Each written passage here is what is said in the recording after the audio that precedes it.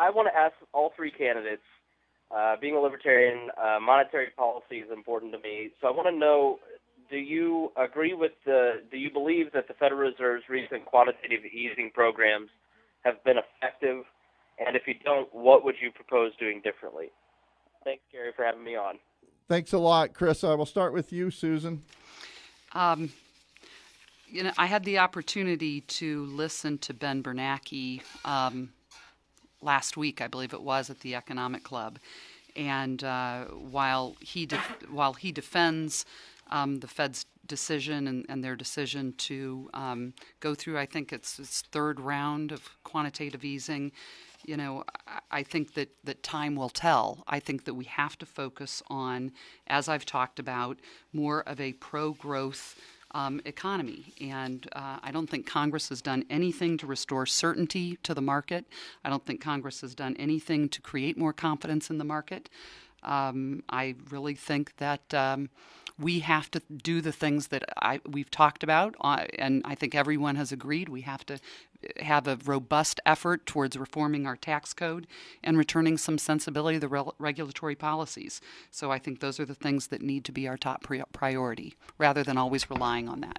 Chard, go ahead. I think the listeners are smart enough to notice that had nothing to do with monetary policy other than the fact that she mentioned the chairman's name. Look, I think the first thing that we got to do is we need to discuss what are the objectives of the Fed? What are their stated objectives? Number one is they say they want stable prices, and number two, they say they want full employment. The irony is even the most liberal economist knows by looking at the Phillips curve that those are contradictory goals. As we try to lower unemployment, we get more inflation and vice versa.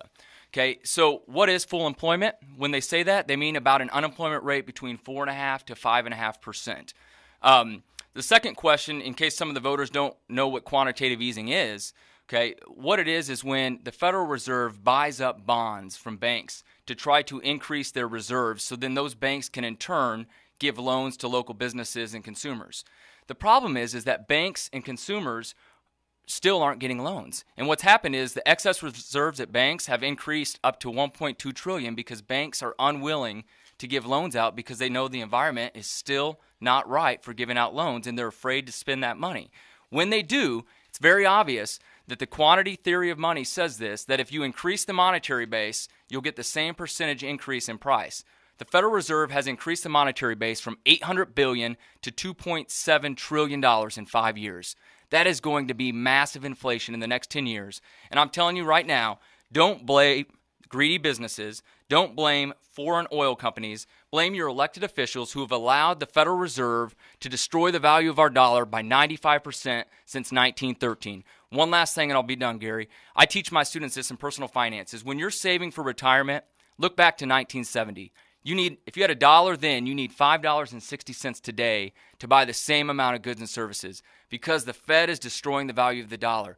That means that you are going to have to save way more for retirement than you think you will. You see, Republicans say that they're not going to raise your taxes, but they're plenty happy to let the Federal Reserve steal your wealth through inflation.